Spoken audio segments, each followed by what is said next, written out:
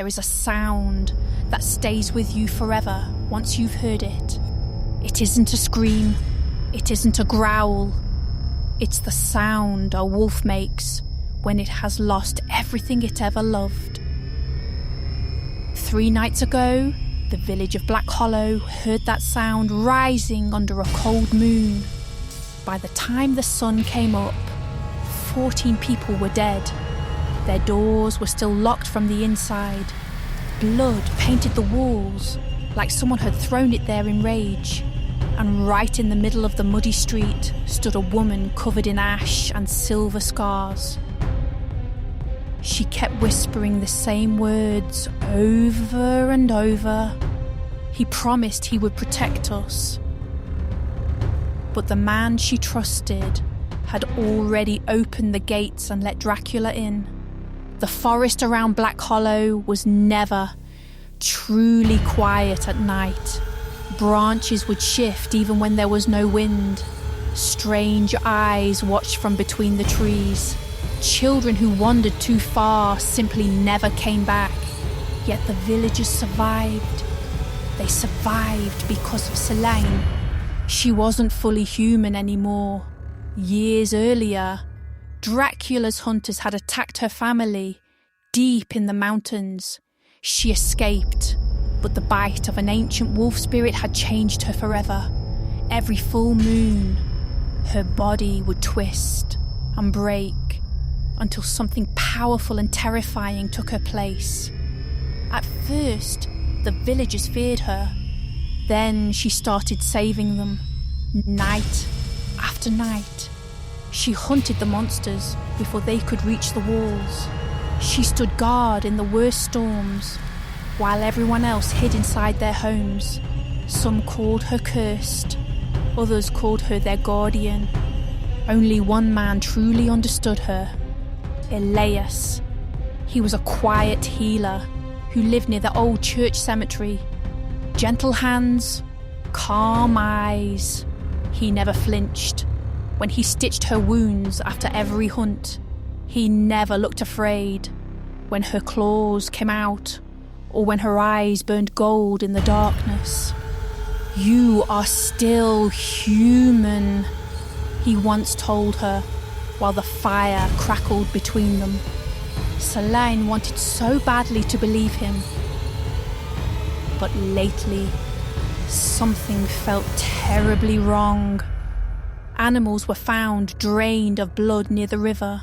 Whispers moved outside windows at night.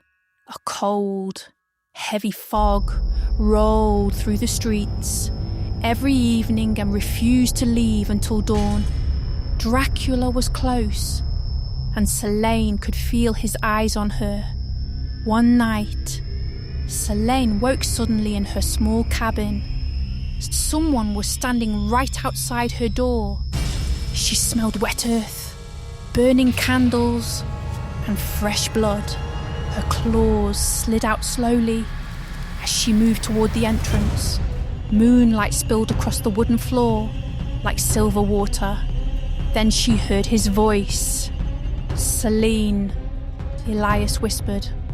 "Open the door." She let him in. He looked pale and shaken. His hands trembled as he spoke. "There are bodies near the church," he said. Something tore them apart. They ran together through the fog-covered path. The church bell rang once in the distance, lonely and cold. When they reached the clearing, 3 bodies hung upside down from the trees. Blood dripped slowly onto the snow. Each chest carried the same mark, a crescent moon, and Dracula's mark. A voice slid out from the darkness. "You cannot protect them forever." Selene spun around. Dracula stood between the trees, tall, pale, smiling like a dead thing. The villagers screamed and ran. Selene's body began to change. Bones cracked. Fur spread across her skin. Her eyes burned gold. With a roar that shook the trees, she charged at him. But Dracula did not fight back. He simply looked at Elias and smiled. In that moment, Selene saw something in Elias's eyes. It is not fear of Dracula. It is fear of her. The killings grew worse after that night. Every sunset brought new death. People stopped leaving their homes. Children cried through the dark hours. The whole village began to feel like a grave waiting to be filled. Selene hunted without rest, but Dracula always slipped away before dawn. It felt impossible, as if someone inside the village was helping him. One cold evening, Selene returned to Elias's house covered in blood. She collapsed near the fire. Elias cleaned her wounds with gentle hands. "You need rest," he whispered. "I need the truth." He looked away. That small movement sent ice through Selena's veins. Then she saw it, a silver key hanging around his neck, carved with Dracula's crescent moon.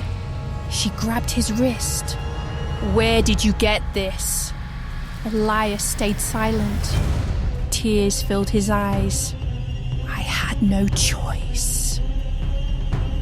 He told her everything. Months ago, Dracula had come to him in secret. He promised to save Elias's younger sister from a curse that was slowly turning her into ash. In return, Elias gave him the village defences, unlocked gates at night, and told him exactly where Selena would hunt. Every death had happened because of him. Selene stepped back like someone had punched her in the stomach. "You used me," she whispered. "I was trying to save her. You doomed everyone else." Elias broke down crying. "I never wanted this." But outside, the church bell began ringing 13 times. Dracula was coming. Screams tore through the night. Fire climbed into the sky. Dracula's creatures poured into the village like a flood. Villagers ran through burning streets, while shadows dragged them screaming into the dark. Selene transformed with a roar of pure rage. This time the change hurt deeper. Her body tore itself apart and rebuilt into something monstrous. Black veins spread across her fur. Moonlight burned in her eyes. She fought like a storm. Claws ripped through flesh. Blood soaked the snow. Wolves howled from the forest as if answering her pain. Dracula walked calmly through the chaos, untouched, watching her with cold amusement. Selene charged at him across the burning street. Dracula smiled. "You still protect the ones who fear you." He caught her by the throat and slammed her into the church doors. The whole building shook. "You could have ruled with me," he whispered. "Instead, you suffer for them." Selene spit blood in his face. "They are still better than you." Then Elias appeared, holding a silver blade. "Get away from her!" He drove the blade into Dracula's back. Dracula screamed. Dark blood poured onto the snow. For one brief, hopeful moment, Selena thought they might win. Then Dracula turned and snapped Elias's neck with one hand. Everything went silent. The fire, the screams, even the wind. Selene stared at Elias lying motionless in the snow. The man she loved, the man who had betrayed her, has gone. Something deep inside her finally shattered. Selene's transformation became something terrible. Her body grew larger. Her jaw stretched wide. Black veins covered her fur, while moonlight pulsed from her eyes like living fire. Dracula stepped back. For the first time, he looked afraid. Selene attacked with everything she had left. She tore into him again and again. The ground shook. Buildings crumbled as she hunted him through the burning village. Finally, she pinned him beside the frozen river. Dracula laughed weakly. "You are no longer human." Selene looked at her reflection in the ice. He was right. The woman she used to be had disappeared. Only the beast remained. With one final roar, Selene dragged Dracula under the frozen water. The ice cracked open. Darkness swallowed them both. By morning, Black Hollow was silent. The survivors found blood across the snow, but no bodies beneath the river. Selene was gone. Some say she died killing Dracula. Others believe she still walks the forest during full moons, watching, hunting anyone who carries betrayal in their heart. But the villagers never forgot one painful truth. Monsters are dangerous, yet betrayal creates something far worse. And sometimes the deepest wounds come from the people we trust most. You finish watching, the room feels quieter than before. For a moment you imagine hearing scratching outside your own window tonight. Would you open it, or would you pray it was only the wind? Because somewhere in the dark, Selene may still be searching for the next betrayal. If this story stayed with you, leave a comment saying, "The moon remembers." Hit like if it gave you chills. Subscribe and turn on notifications so you never miss the next dark story.